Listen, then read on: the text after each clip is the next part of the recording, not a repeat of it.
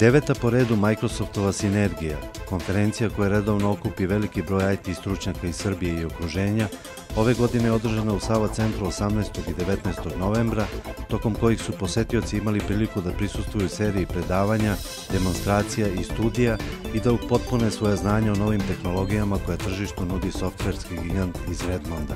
Slogan Sinergije 09 Fresh from Microsoft trebalo je da naglasi sveže ideje i rešenja, ovog puta oličene u novom operativnom sistemu Windows 7, mogućnostima novog paketa Microsoft Office 10, ali i programima namenjenim očuvanju životne sredine. Ovogodišnju sinergiju otvorio je potpredsednik Vlade Srbije i ministar za nauku i tehnološki razvoj Božidar Đelić, koji je ovom prilikom najavio da će u narednih 3 do 5 godina Vlada uložiti oko 300 miliona evra za naučni i tehnološki razvoj. Prisutnima su se obratili generalni direktor Microsoft Srbija Vladan Živanović, direktor iz centrale Microsofta Michael Hartman, GM za centralnu i istočnu Evropu i Nils Solberg iz public sektora za regiju Evrope, Južne Amerike i Bliskog istoka, kao i Veselin Jevrosimović, predsednik kompanije Comtrade Group, koja je ove godine bila generalni sponsor Sinergije.